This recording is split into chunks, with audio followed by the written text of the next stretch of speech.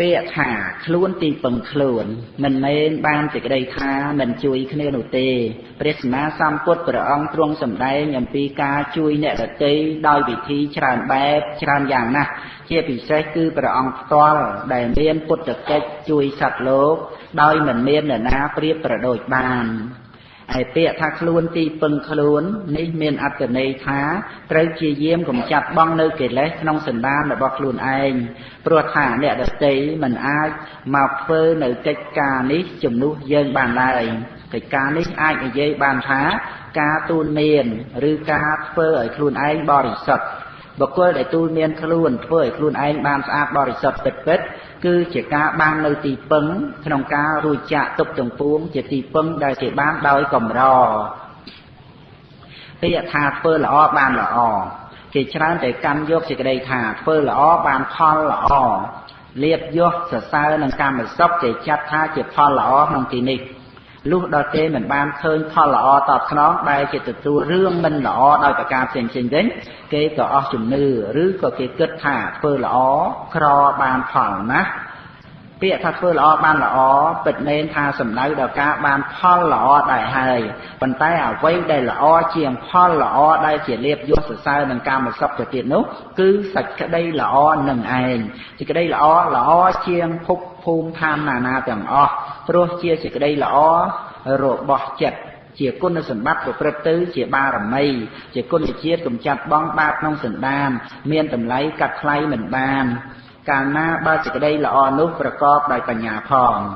ហើយពាក្យថាធ្វើបុណ្យបានបុណ្យក៏មានអត្ថន័យដូចគ្នាដែរព្រោះបុណ្យគឺជាសេចក្តីល្អនឹងឯង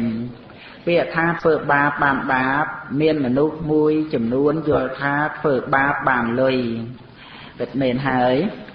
ធ្វើបាបបានលុយតែនឹងគឺជាការលក់ខ្លួនលក់បុណ្យលក់ឧត្តមគតិលក់សិរីសួស្តីបដូរយកបាបអពមង្គលនិងសេចក្តីក្តៅក្រហាយមកដង្ហែជីវិតអ្វីដែលបានមកពីការធ្វើបាបដូចជាមាសប្រាក់និងសេចក្តីសប្បាយផ្សេងជាដើមត្រូវបានអស់ទៅស្ថិតនៅតែអារម្មណ៍នាំឲ្យសៅហ្មងចិត្តជាពិសេសត្រូវបានរស់នៅជាមួយនឹងខ្លួនឯងជាមនុស្សអាក្រក់ពាក្យថាទុក្ខសច្ចៈមិនមែនព្រះពុទ្ធអង្គទ្រង់សម្ដែងឲ្យមនុស្សយើងកើតទុក្ខទេពាក្យនេះបញ្ជាក់ពីចំណុចចាប់ផ្ដើមក្នុងការរំលត់ទុក្ខព្រោះទុក្ខសច្ចៈត្រូវកំណត់ដឹងមនុស្សយើងតែងស្វែងរកការសប្បាយដើម្បីបំភ្លេចទុក្ខតែនេះគឺយើងភ្លេចទុក្ខដោយខ្លួនឯងតែប៉ុណ្ណោះឯចំណែកទុក្ខវិញនោះមិនបានបំភ្លេចយើងទេ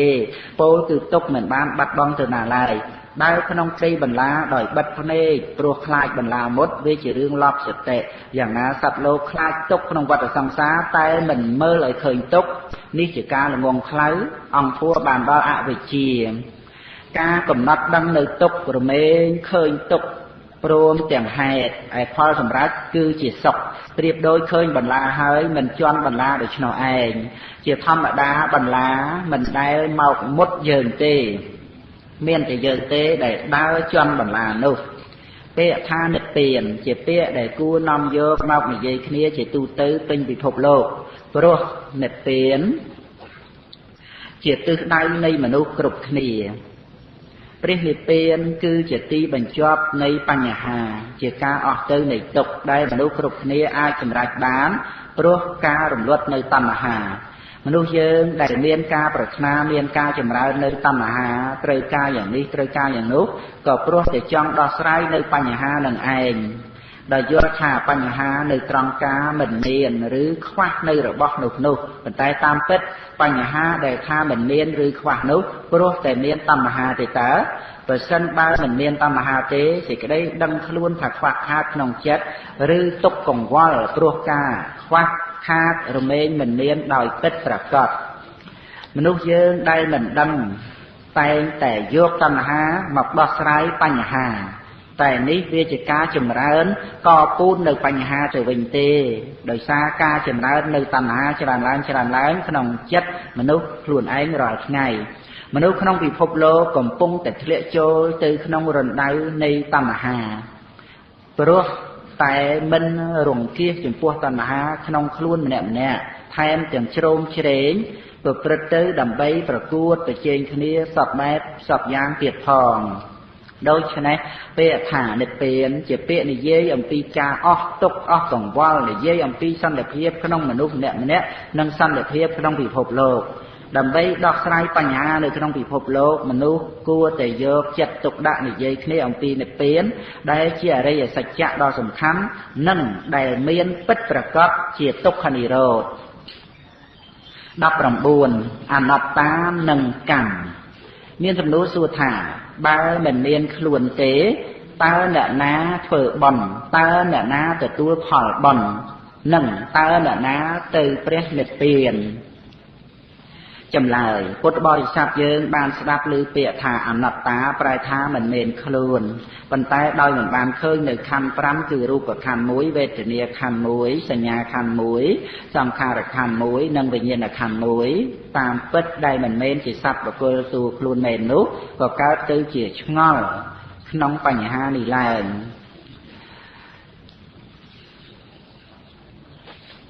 ប្រសិនបើបានឃើញនៅខណ្ឌ5ដែលជាជីវិតនេះតាមសេចក្តីពិតហើយការឆ្ងល់អំពីអ្នកនេះអ្នកនោះទៀតមិនមានឡើយដោយបរមត្ថសច្ចៈបុណ្យក្តីបាបក្តីជាធម្មជាតិអាស្រ័យបច្ច័យកើតឡើងមិនមានអ្នកណាចាំបាច់មកធ្វើបុណ្យឬបាបនេះឲ្យកើតឡើងនោះទេប្រៀបដូចជាការកើតឡើងនៃផ្លេកបន្ទោឬអិនធនុដូច្នោះឯងបុណ្យនិងបាបសុទ្ធតែជាតួកម្មការដែលមានឱកាសដ៏សមគួរហើយក៏ជាបច្ច័យញ៉ាំងផលវិបាកឲ្យកើតឡើងដំណើរជីវិតគឺជាក្រសែនៃសង្ខារធម៌សុទ្ធដែលកើតបន្តគ្នាប្រៀបដូចជាអណ្ដាតភ្លើងដែលចេះតែឆេះតគ្នាដរាបណាដែលនៅតែមានអុសដាក់សម្រាប់ឲ្យឆេះនោះឯងដោយសមតិសច្ចៈក៏មានការសន្មត់នៅក្រសែនៃសង្ខារធម៌សុទ្ធនោះមួយខ្សែក្នុងសង្សារវដ្តនេះថាជាបុគ្គលនេះឬបុគ្គលនោះអញ្ចឹងទៅទោះជាសន្មត់ថាអ្នកនេះធ្វើកម្មឬអ្នកនោះទទួលផលកម្មក៏មិនមានសភាវៈធម៌អ្វីបន្ថែមពីលើបរមត្ថសច្ចៈទៀតដែរវានៅត្រឹមតែជាក្រសែនៃសង្ខារធម៌សុទ្ធដដែលគឺកិលេសនាំឲ្យកើតកម្មឯកម្មនាំឲ្យកើតផលវិបាករួចហើយព្រោះការមិនដឹងជាអវិជ្ជាក៏បង្កនៅកិលេស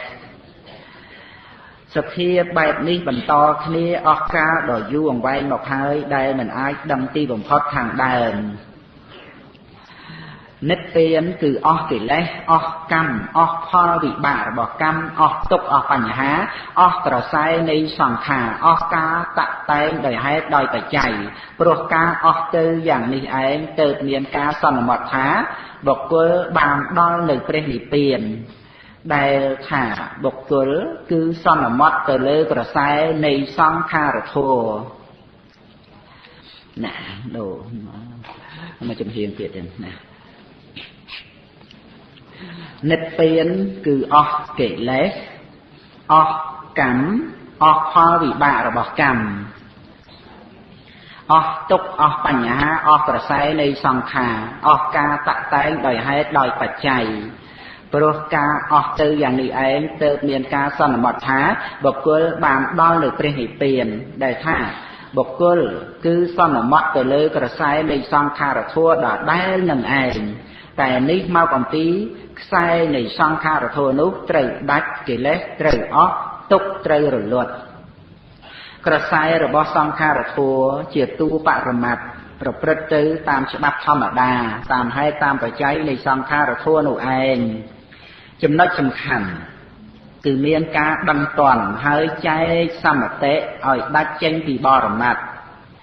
ពេលណាដែលយើងនិយាយដល់បរមត្តក៏និយាយទៅតាមបរមត្តពេលណាត្រូវប្រើសមតិក៏និយាយទៅតាមសមតិគឺកុំឲ្យជាបោកជារបល់នៃសេចក្តីគ្នានឹងត្រូវយល់អំពីបរមត្តមានស្មារតីរលឹកដឹងនៅសភាវៈធម៌ជាគោលជំហរឬជាភូមិឋានទោះជាពោលអំពីរឿងរ៉ាវសត្វបុគ្គលក៏មិនប្រឡាក់ដោយចិត្តគឺការយល់ខុសដែរទាំងបរមត្តទាំងសមតិសុទ្ធតែចាំបាច់ទាំងអស់ បរមត្តជាសភាវៈរបស់ធម្មជាតិចំណែកសមតិជារឿងមានប្រយោជន៍សម្រាប់ការរស់នៅរបស់មនុស្សទាំងឡាយប៉ុន្តែបញ្ហាកើតឡើងព្រោះមនុស្សយើងយកបរមត្តមកច្បុកច្បល់ជាមួយនឹងសមតិ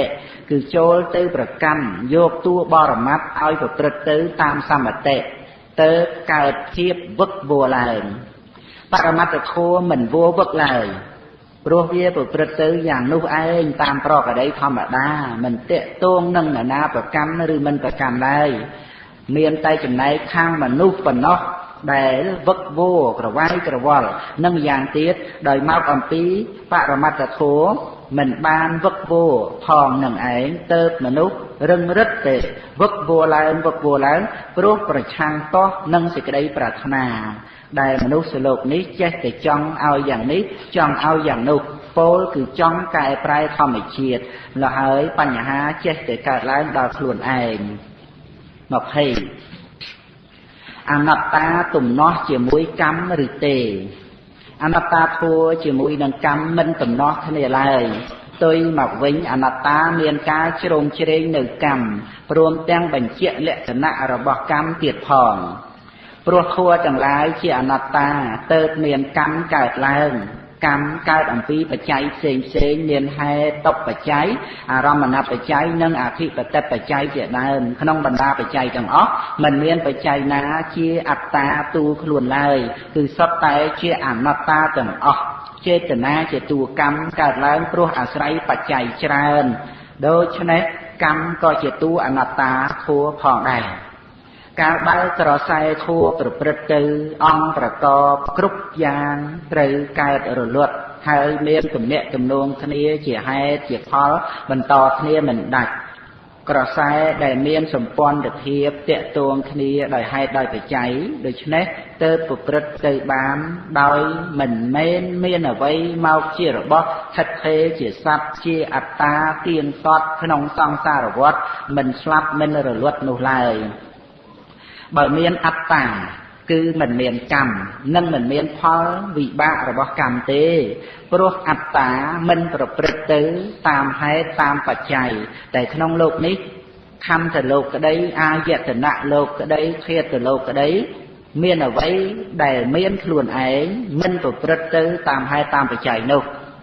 ការគិតយល់ប្រកបដោយសេចក្តីប្រកាន់ថាអត្តាមានជាតួសោយសុខសោយទុក្ខជាអ្នកធ្វើកម្មនិងជាអ្នកទទួលផលកម្មរហូតដល់អត្តាចូលដល់ព្រះនិព្វាននេះគ្រាន់តែជាតួនាមធម៌មួយបែបមានភាសៈជាបតដ្ឋាន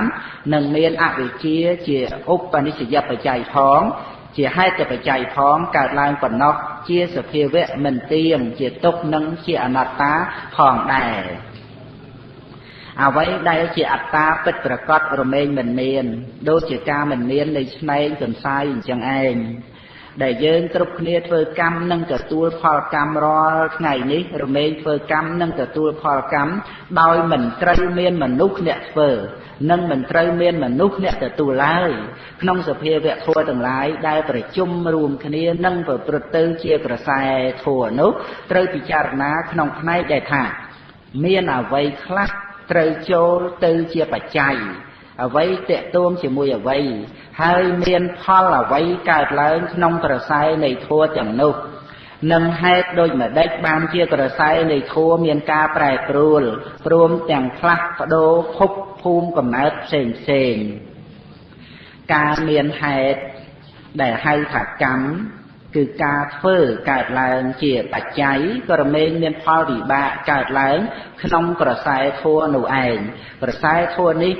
វាដោយឡែកផ្សេងអំពីសមតិដែលយើងយកទៅបំពាក់ឲ្យនោះយើងបានយកសន្មតហៅក្រសែយើងបានសន្មតហៅក្រសែធម៌ដែលប្រព្រឹត្តទៅនោះឯងថាជាបុគ្គលនេះបុគ្គលនោះរួចហើយយើងសន្មតគ្នាថាបុគ្គលនេះបុគ្គលនោះជាម្ចាស់នៃកម្មជាអ្នកធ្វើកម្មនិងទទួលផលកម្មប៉ុន្តែក្រសែធម៌ដែលជាតួសភាវៈជាបរមត្តធម៌រមែងប្រព្រឹត្តទៅតាមប្រក្រតីរបស់ខ្លួនជាហេតុជាផលទៅព្រមស្រេចក្នុងខ្លួនឯងដោយបរិបូរគ្រប់គ្រាន់ហើយមិនចាំបាច់អាស្រ័យបុគ្គលនេះបុគ្គលនោះទើបមានហេតុមានផលកើតឡើងឡើយ កាលណាកាលបើត្រូវនិយាយក្នុងផ្នែកក្រសែធั่วថាប្រព្រឹត្តទៅយ៉ាងណាដោយហេតុអ្វីនិងជាផលយ៉ាងណាក៏និយាយទៅ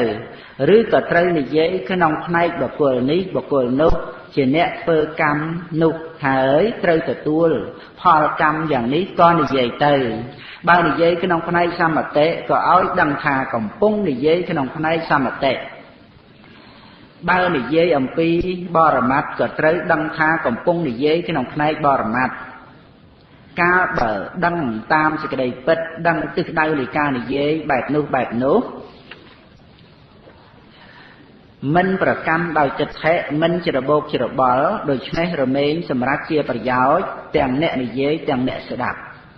ដោយបរមត្តអ្នកធ្វើកម្មមិនមានអ្នកសោយផលកម្មក៏មិនមានគឺមានតែធัวសុទ្ធដែលប្រព្រឹត្តទៅជាសង្សារវដ្តការឃើញយ៉ាងនេះទៅជាសមាធិ